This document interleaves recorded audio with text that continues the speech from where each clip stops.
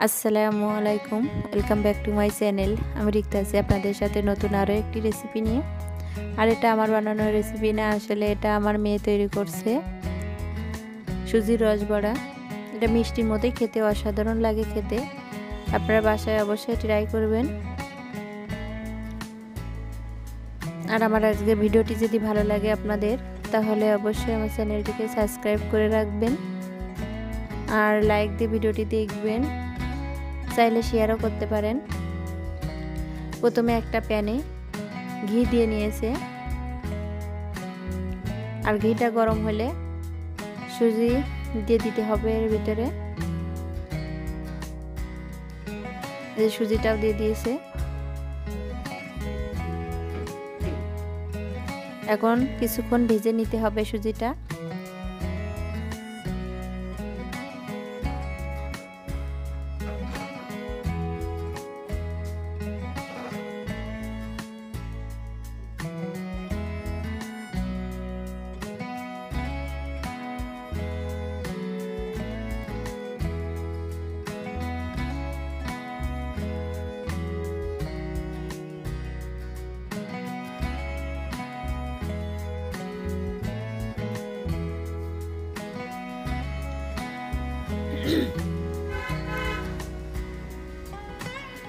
সুজিটা ভাজা হয়ে গেছে। এখন গরুর দুধ জ্বালিয়ে নিয়েছিল, সেটা একটু একটু করে দিতে হবে আর নাড়িয়ে নিতে হবে।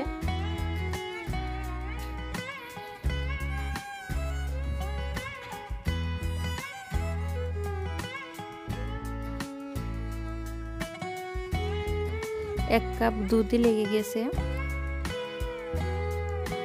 আর এক প্যাকেট সুজি থেকে আধা প্যাকেট নিয়েছিল। এমনভাবে মাখতে হবে যেভাবে আমরা আটা মাখাই, ঠিক সেভাবে।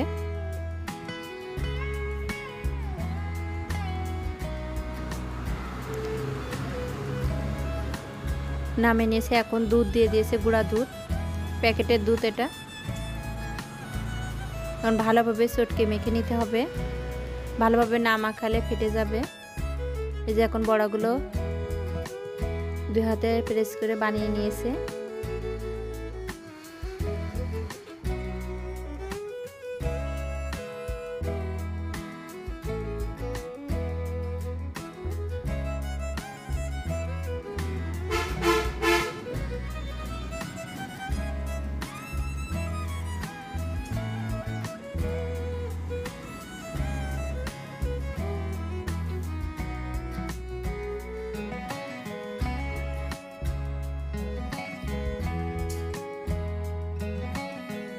আর যারা আমার ভিডিও দেখেন তারা তো জানেন এটা আমার হাত না, আসলে আমার মেয়ে তৈরি করছে এটা। ও প্রায় এও তৈরি করে। আমার ভিডিও, আমার চ্যানেলে ওর ভিডিও আছে। একটা প্যানকেক তৈরি করছিল।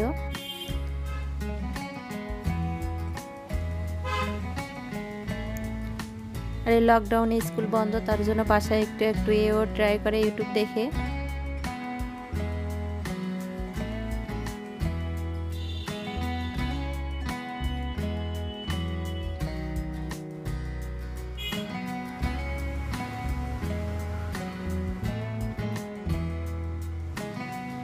প্যানকেকটা যদি আপনারা দেখতে চান, তাহলে ডিসক্রিপশন বক্সে দিয়ে দিয়েছি লিঙ্কটা, আপনারা দেখে নিতে পারবেন।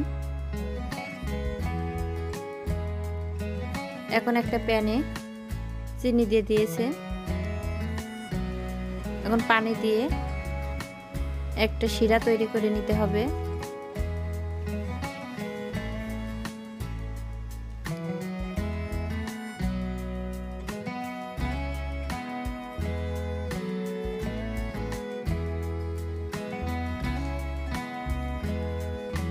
এর ভিতরে 3টা এলাচ দিয়ে দিয়েছে, তাহলে একটা ভালো গ্রান্ড আসবে। ডুবো তেলে ভেজে নিতে হবে।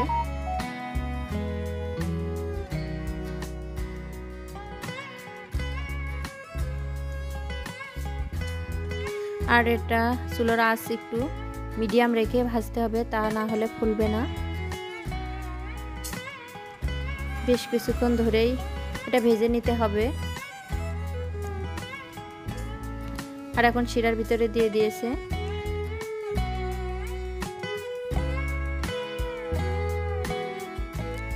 এক ঘন্টা ভিজাইলেই খাওয়ার জন্য তৈরি হয়ে যাবে। এই যে হয়ে গেছে সবগুলা। আর একটা কেটে দেখায়,